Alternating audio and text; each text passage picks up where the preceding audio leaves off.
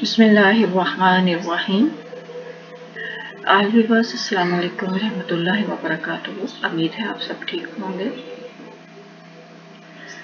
आज हम सूरतुन नबा पारा नंबर 30 इसकी आयत नंबर 8 की तफसीर नंबर 2 देखेंगे।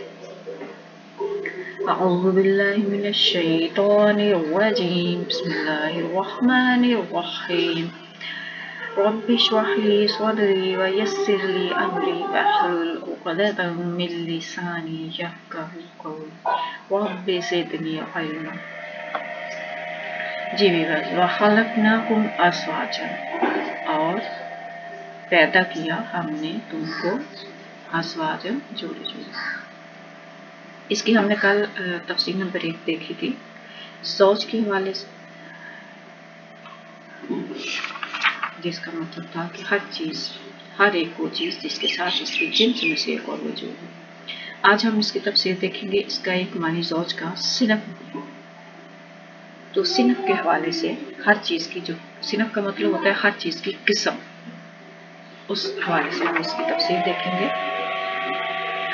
ज़ौज के एक मानी सिनफ के भी होते हैं। इस लिहाज से ख़लक़नाकुम अज़वाजन का ये मफ़हूम होगा कि हमने तुमको मुख्तलिफ इक़साम में पैदा किया। देखिए, सिनफ के हवाले से जब हम तफसीर देखते हैं तो क्या है कि खुदा ताला ने मुख्तलिफ इक़साम में पैदा किया। हर इंसान की तबीयत और मशागल मुख्तलिफ हैं।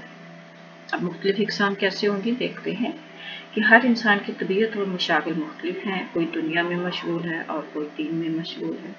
कोई साइंस की तरफ तरक्की कर रहा है और कोई इल्म इखलाक में, कोई इल्म हिंसा में और कोई तारीख से दिलचस्पी रखता है। अगर तमाम लोग एक तरह सोचते तो दुनिया एक ही हालत में चलती रहती, लेकिन लोगों की मुख्तलिफ मैदानों में आगे बढ़ने की कोशिश इस बात की दलील है कि इंसान में खुदा ताला ने किसी गैर मरई चीज को पा लेने की रग़बत पैदा की है।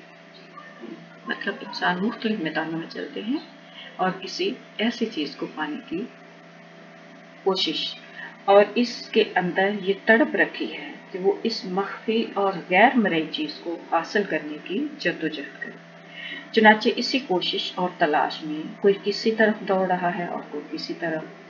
ये सबूत है इस बात का कि इंसानी फितरत अपने लिए ऐसे मकसूद की तालिब है जिसके मकाम का इल्म खुद इसे अपनी ज़ात के अंदर से हासिल नहीं होता।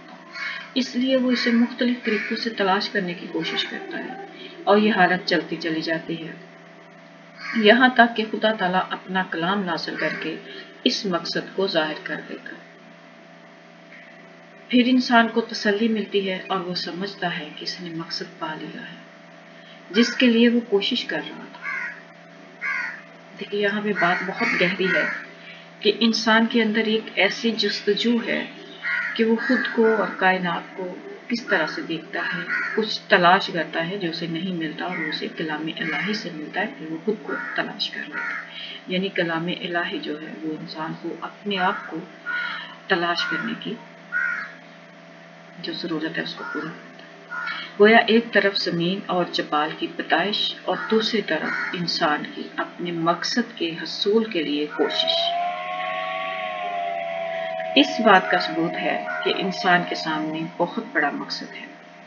बस इंसानी फितरत की ये कशमकश एक तरफ कलाम इलाही की ज़रूरत पर दलालत करती है, दूसरी तरफ बस बादल मौत पर दलालत करती है। इंसानी फितरत की ये कशमकश देखिए किस तरफ जा रही है बात, बहुत गहराई में, कि एक तरफ तो कलाम इलाही की ज़रूरत पर दलालत करती है, दूसरी तरफ बस बादल मौत पर दलालत करती है, और तीसरी तरफ कलाम इलाही के नज़ूल के बाद इसके गलबा पर भी दलालत करती है। वो तीनों चीज़ें, तीनों बातें जो इस सूरत का मौजू हैं, बस बादल मौत, गलबा इस्लाम और कलाम इलाही, वो इसमें आ गई। क्योंकि अगर कलाम इलाही का गलबा नहीं होता तो फिर इसके नज़ूल का कोई फ़ायदा ना होता। बस ये अमर कलाम इलाही के गालिब आने पर ही दलालत करता है। اب اس پوری جو صورت ہے اور یہ جو 3 پیچھے آیتیں ہیں، صورت کہہ گئی آیت، یہ جو آیتیں ہیں 3، ان کا تھوڑا سا خلاصہ ہے کچھ اس طرح، یہ کہ زمین جس پر انسان بستا ہے اس میں بے انتہا اشیاء اور قوتیں پیدا کر کے پہاڑوں کے ذریعے ترقیات کے سامانوں کو مستقل رنگ دے کر اور انسانوں کو اس صورت میں پیدا کر کے کہ وہ مختلف مزاجوں کے مطابق زمین کی مختلف قابلیتوں کو ترقی دے اور ان سے فائدہ اٹھائے، اور پھر انسان کو مرد و زن بنا کر ایک مستقل قائم رہنے والے وجود کی شکل دے کر ثابت کر دیا ہے کہ انسان غیر محدود ترقیات کے لیے دائمی زندگی کے لیے پیدا کیا گیا۔ دیکھیے کیا بات بیچ میں سے نکل گئی ہے کہ خدا تعالیٰ نے اس بات کو کس طرح ثابت کیا جو ہم سمجھ نہیں سکتے تھے، کہ انسان غیر محدود ترقیات کے لیے اور دائمی زندگی کے لیے پیدا کیا گیا، اور اگر یہ بات ثابت ہے تو یہ بھی ماننا پڑے گا کہ اس دنیا میں فنا ہونے والے انسان کے لیے کسی اور دنیا میں دائمی زندگی کا سامان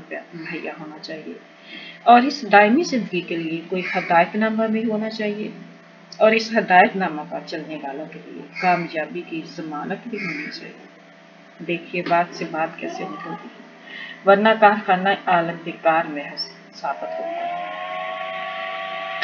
اب یہاں پہ یہ جو بات ہے، یہ جو ساری تفسیر ہے، جو سب سے پہلی آیت میں سوال کیا گیا تھا اما یتساءلون، اسی کا جواب ابھی تک چل رہا ہے کہ جو لوگ کس بارے میں سوال کر رہے ہیں، اسی سوال کا جو لوگ سوال کر رہے ہیں اسی کا جواب چل رہا ہے کہ یہ کارخانے قدرت بیکار نہیں ہے،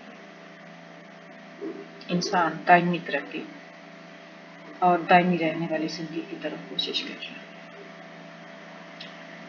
سبحانک اللہم و بحمدک، اشہد ان لا الہ الا انت، استغفرک و اتوب الیک۔ السلام علیکم و رحمۃ اللہ۔